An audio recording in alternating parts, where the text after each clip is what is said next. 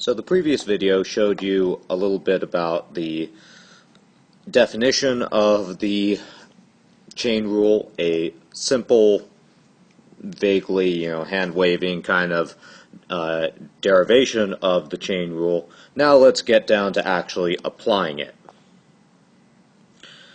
Basically, what you're going to do in the process of applying the chain rule is, first you're going to have to use the derivative properties, principally among them the chain rule, in order to separate out your equation into separate out a compound equation into a series of simple equations. Each of those simple equations will in turn be solved using one of the derivative identities. So let's take a look at this. We got derivative with respect to x of 3x cubed at 3x squared minus 7, all of that raised to the 50th power. Now, if you wanted to, you could expand this out using by foiling out this 49 times, but that would take forever. So let's see if we can get this happening a little faster using the chain rule. First part of the chain rule is to define your inner function and your outer function. Inner function is typically the stuff inside the parentheses. Outer function is typically the stuff outside the parentheses. So the inner function, we call that g. G of your independent variable. In this case, our independent variable is x. So g of x for this equation is going to be 3x squared minus 7. And then you got to define f, which is you consider the inner function to be just one variable, specifically g.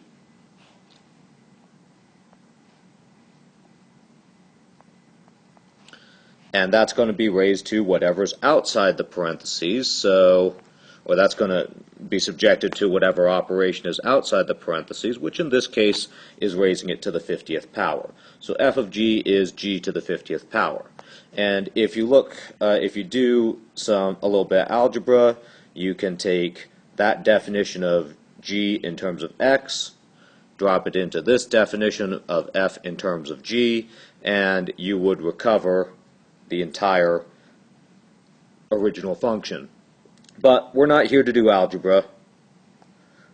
We're here to do some calculus. So the chain rule tells us that we got to take the derivative of g with respect to x, and then we got to take the derivative of f with respect to g, and then we got to put it all together by saying that the derivative of the overall function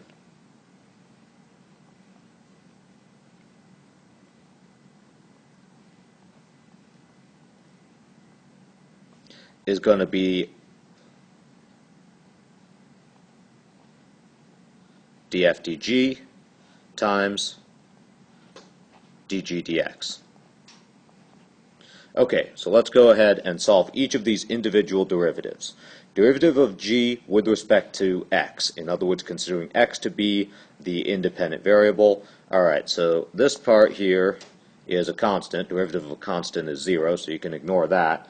And then this part here, it follows the power rule, that derivative identity, which hopefully you're pretty good at using by now. So this, so this is going to be, we're going to take the 2, drop it in front of the x, and then reduce the power by 1. So what we're going to get is 3 times 2 times x to the 2 minus 1, or x to the first power. However you swing it, it's going to come out to 6x. Alright, that wasn't so hard. Let's take care of the df dg. Now, since we're taking the derivative with respect to g, that means that we consider this g to be our one and only variable. Okay? Forget about x for this portion of the operation. So this looks like a power rule identity.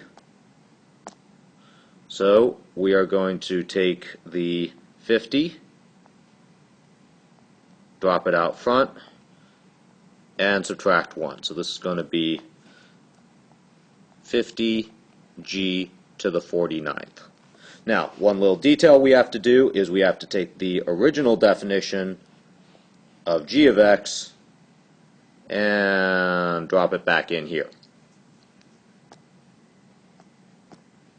So what we have to do now is say that df dg is going to be 50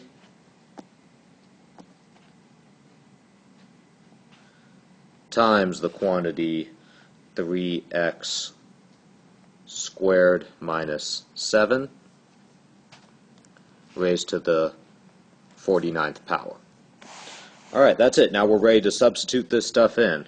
So df dg, we put in 50 times the quantity 3x squared minus 7 to the 49th power, and then we multiply all of this by 6x. Wow, that's kind of ugly. Let me make that look a little neater. There we go, 6x. And then multiply this stuff out so you get, let's see, that'd be 300x times the quantity 3x squared minus 7 raised to the 49th power. Now, for my class, and pretty much every other class you encounter, this will be an adequate answer. I certainly do not expect you to FOIL out the 3x squared minus 7 to the 49th power. This is actually a lot easier to calculate. If I gave you actual values for x, it would be a lot easier to do this operation on a calculator than it would be to do any other operation, the expanded operation. All right, let's take a look here. We don't have any parentheses, but you can tell that this is a compound function because you have this function of t up here, but that function is in turn the exponent for e. So we have a function within a function here. That's going to be our inner function. That's going to be our outer function. Inner function, as always, is going to be called g, and our independent variable here is t. So g of t is going to be negative 7t squared plus 2. And the outer function, so yeah, I was using green for that, so the outer function f of g is going to be e to the g. All right. Now we just take both of the derivatives, so dg dt is going to be, alright, so looking at what we've got here, that follows a power rule, that's a constant, derivative is 0, so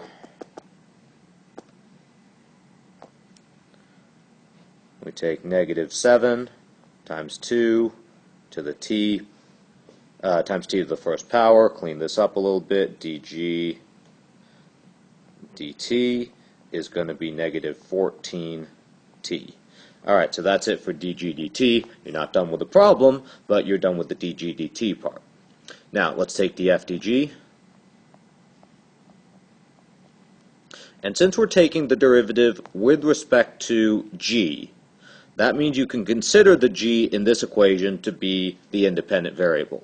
You don't have to substitute the t's back into it. Just forget that t exists for this part of the problem. So what we're doing is we're taking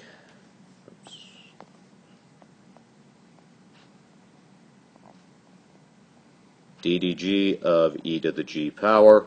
E to the g follows that pattern. E to the derivative of e to the g is e to the g. Okay, so let's finish this off. It's quite easy.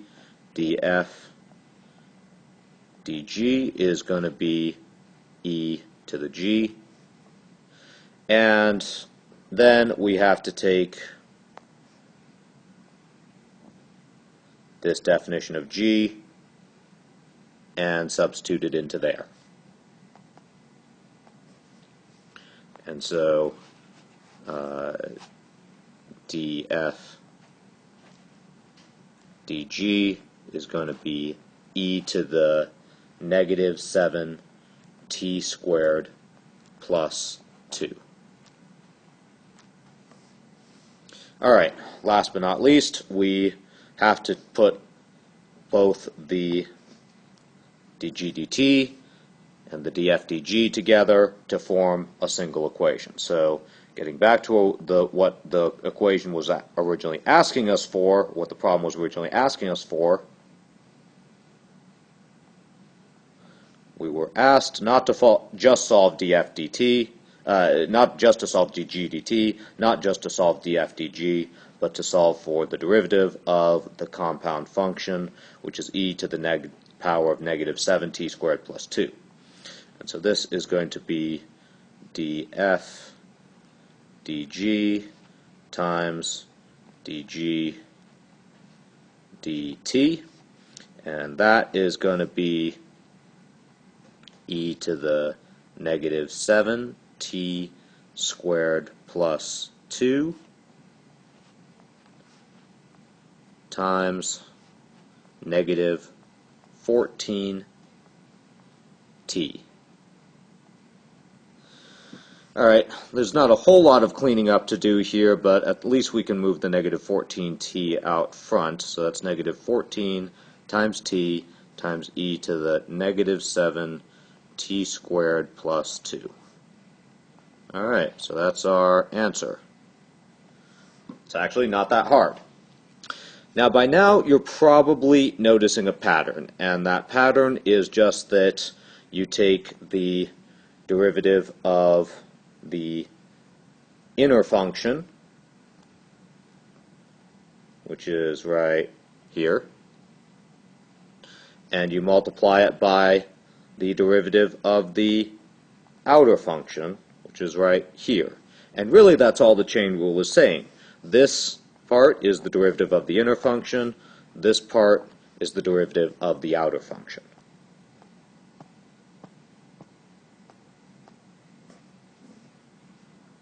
And so if you want to do the chain rule quickly, you can just do derivative of the inner function times the derivative of the outer function. Alright, what you got here is a simple example of what's called simple harmonic motion. And you run into this a lot in physics. It is, if you have a weight bouncing up and down at the end of a spring, that weight is following a simple harmonic motion. So let's take a look at this. We have some parentheses here. The 3 pi plus 4, that's a constant. Pi is just 3.1415, etc. So our inner function is going to be this function of p. Remember, our variable is p, not pi, the p. So g of p is going to be the quantity p plus 3 pi over 4. And then our outer function is going to be the other part. So that's going to be f of g equals 8 times the cosine of g. Alright, so we've set up our chain rule, we've separated our inner function from our outer function, and now we just have to take the derivative of both of them. Derivative of g of p, remember, all that stuff is constants. Derivative of constant is 0. And this is just p to the first power, so we can use the power rule on that. And what you really end up with is that dg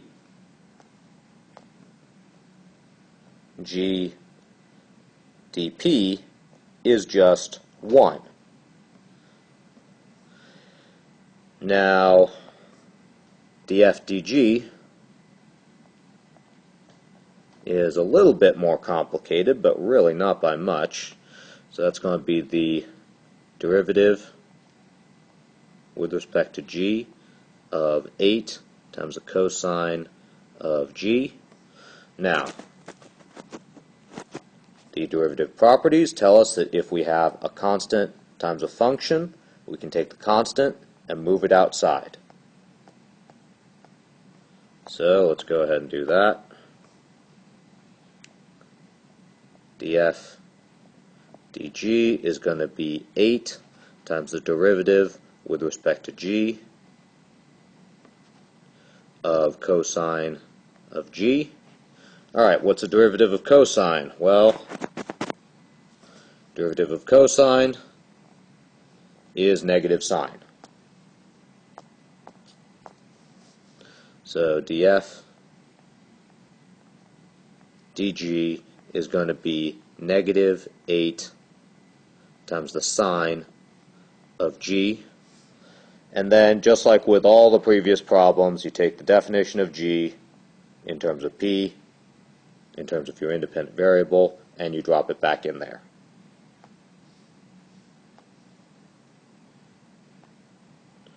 So this is going to be negative 8 times the sine of the quantity p plus 3 pi over 4. Okay, so now we can put it all back together again. So dr dp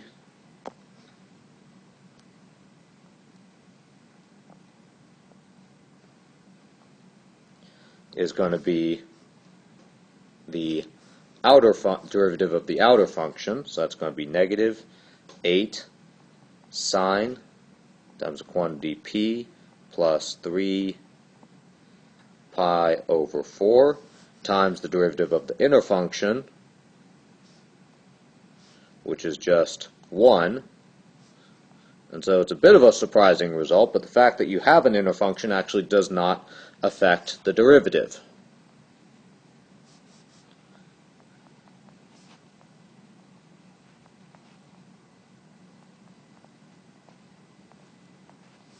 Alright, and that's the derivative of r with respect to p. One last thing. Like I said, if you're getting good at this, you could have skipped to the derivative of the outer function times derivative of the inner function process. And that's what I'm going to do for this illustration, for this example problem. But there are two complicating factors. Complicating factor number 1 is this thing, okay? That symbol there that looks like, I don't know, if you look at Saturn sideways, it would kind of look like that. That is the Greek letter phi. Physicists tend to use Greek letters when they're talking about angles. So if you had to guess, and this was in a physics context, this would have something to do with an angular equation. Problem number 2 is I didn't just ask you to find t prime. I didn't just ask you to find t prime as a function of phi. In other words, I didn't just ask you to find the derivative of t as a function of phi. I asked you for the derivative of t at this specific point, at point phi equals 3. This is actually going to be pretty easy. So it's just one more step on top of everything we've done. So step 1 of our game plan is going to be to find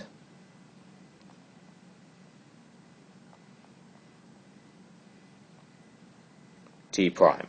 In other words, wow, not thing, find, there we go, find t prime. And then the second step is going to be to substitute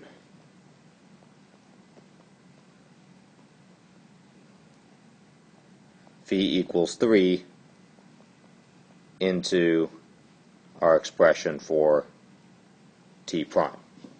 Okay, so in other words, take the derivative, substitute phi equals 3 into that derivative. Let's get started.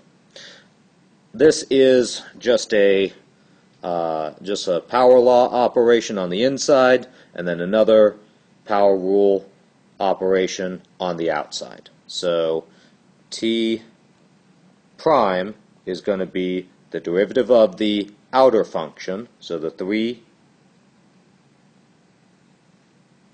comes out front, and then we have to subtract 1 from the new exponent. So this is going to be 3 times the quantity 6 phi squared plus square root of phi, and that's raised to the second power.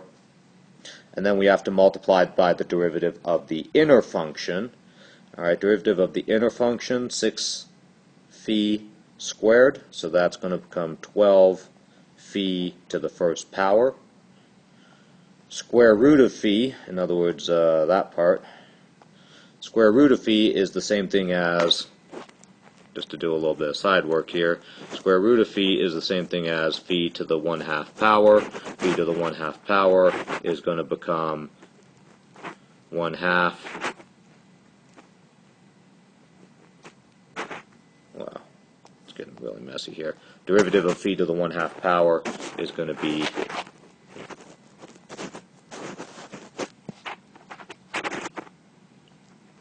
1/2 times phi to the negative 1/2 power, and 1/2 phi to the negative 1/2 power is going to be 1/2 times the square root of phi.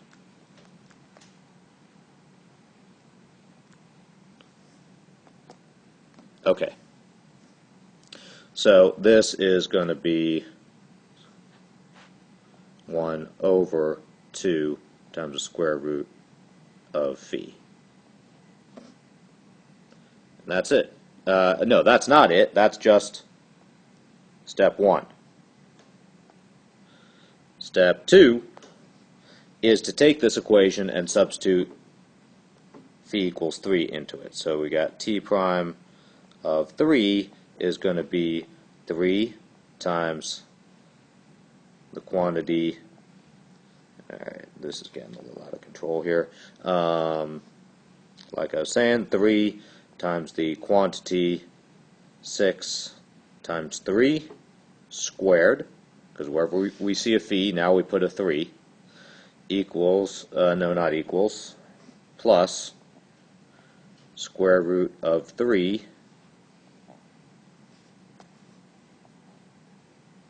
squared times the quantity 12 times 3 plus 1/2 times the square root of 3. Okay, let's go through and do this calculation. So now we got t prime of 3 is equal to, okay, this is now time to break out your calculator. And the calculator says that this is equal to a really big number. We got 338,145, so that's 338,145, which is a really big number. And since this is the derivative at the point phi equals 3, that means, and the derivative is the slope of the tangent, that means that this tangent has a really steep slope. This is a nearly vertical line.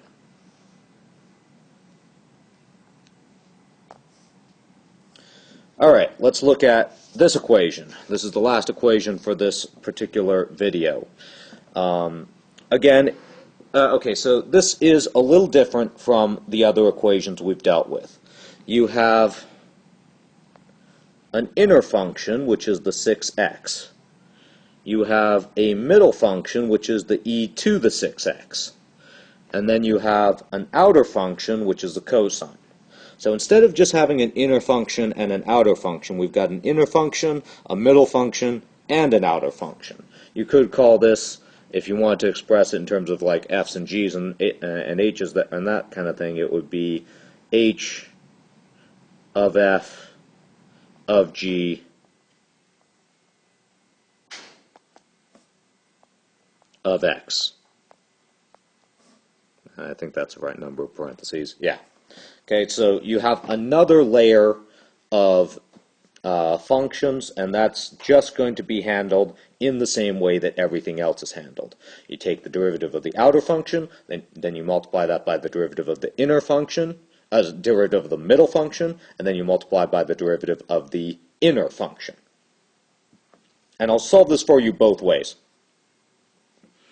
So, taking it the fast way, let's see, this would be dx of cosine of e to the 6x is going to equal, okay, in gold, I'll do the derivative of the outermost function. Derivative of cosine is negative sine. Okay, so negative sine of, and then you don't change anything inside.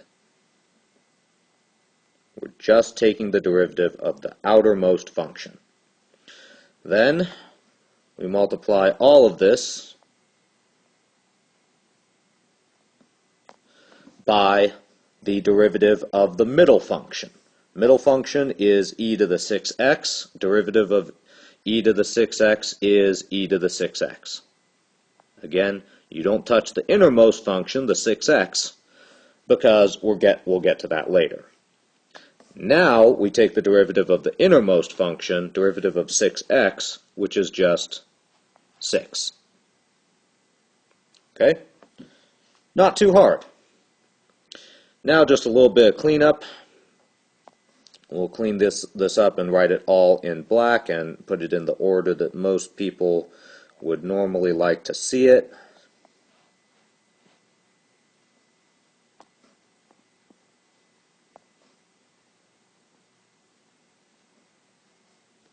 Forgot the negative sign there. We got the 6, we got e to the 6x, and now we got to get the sign of the quantity e to the 6x. Okay, so that is one way to get the answer for this. Here's the other way, and this is going to take a little bit longer, but if we define h as the outermost function, h of f is going to be the, actually, you know what? It's best to start by defining the innermost function, not the outermost function. All right, so the innermost function is g of x, which is 6x. The next layer outward, in other words, the middle function, is f of g, which is e to the g power.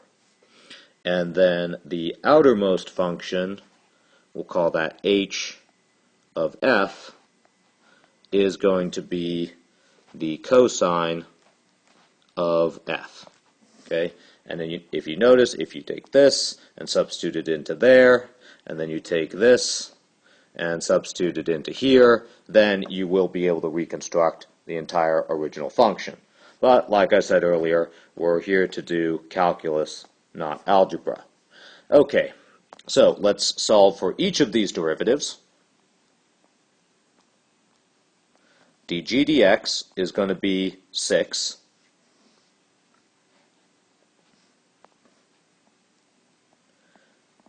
df dg is going to be e to the g, but since g is 6x, we can say that df dg is e to the 6x, and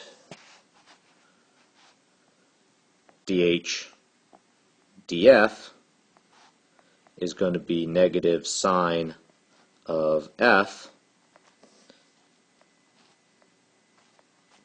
and since f is e to the g, we can say that dh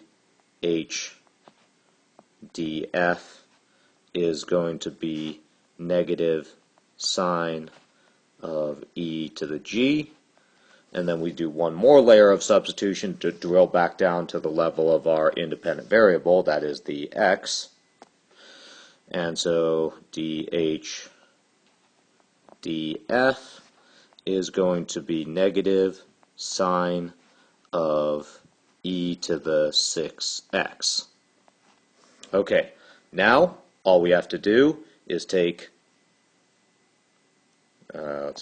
take that, and multiply them all together. So the derivative with respect to x of cosine of the quantity e to the 6x is going to be 6 times e to the 6x times negative sine of e to the 6x. And cleaning this up a little bit, that will give us negative 6 e to the 6x times the sine of the quantity e to the 6x. And that's your answer.